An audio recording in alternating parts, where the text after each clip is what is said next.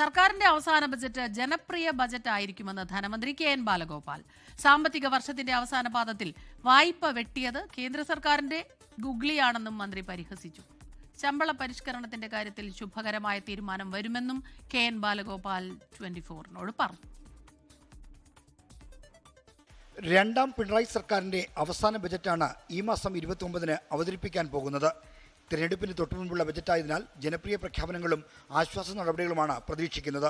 ജനപ്രിയമായിട്ടാണല്ലോ എല്ലാ ബഡ്ജറ്റുകളും അവതരിപ്പിച്ചത്. കേരളപ്രിയവും കേരളത്തിലെ ജനങ്ങൾക്ക് ആകെ ഗുണമുണ്ടാവുന്ന ബഡ്ജറ്റായിരിക്കും. സർക്കാർ ജീവനക്കാരുടെ ശമ്പള പരിഷ്കരണമാണ് സർക്കാരിന് മുന്നിലുള്ള വെല്ലുവിളി. തിരഞ്ഞെടുപ്പിന് മുമ്പ് പ്രഖ്യാപനം നടത്താൻ സമ്മർദ്ദമുണ്ട്. അത് ഈ ബഡ്ജറ്റൊക്കെ വരുവാണല്ലോ. അപ്പോൾ അതിൻ്റെ എല്ലാം ഭാഗമായിട്ട് കുറേ കാര്യങ്ങൾ വരുമല്ലോ. എന്തായാലും ശുഭപ്രതീക്ഷയോടുകൂടി കേരളത്തിലെ എല്ലാ മേഖലയിലുള്ളവർക്കും കാത്തിരിക്കാവുന്ന തരത്തിലേക്കുള്ള നടപടിക്രമങ്ങളുമായിരിക്കും ഇടതുപക്ഷ ജനാധിപത്യ മുന്നണി മുന്നോട്ട് പോകുക. സാമ്പത്തിക വർഷത്തിന്റെ അവസാന പാദത്തിൽ എടുക്കാവുന്ന വായ്പ പകുതിയായി വെട്ടിക്കുറച്ച കേന്ദ്ര സർക്കാരിന്റെ നടപടി സംസ്ഥാനത്തെ ബുദ്ധിമുട്ടിലാക്കിയിട്ടുണ്ട്.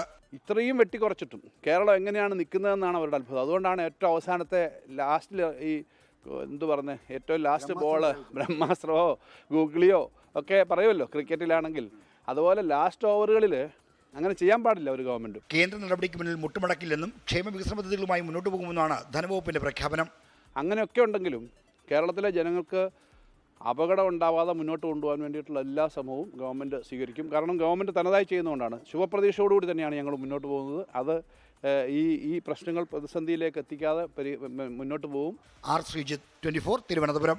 ലോകത്തെവിടെയായാലും ഏത് സമയത്തും 24 വാർത്തകളും ഓഗ്മെന്റഡ് റിയാലിറ്റി പാക്കേജുകളും എക്സ്പ്ലെയിനറുകളും വിശദമായി കാണാൻ ഞങ്ങളുടെ യൂട്യൂബ് ചാനൽ നിങ്ങൾക്ക് സബ്സ്ക്രൈബ് ചെയ്യാം.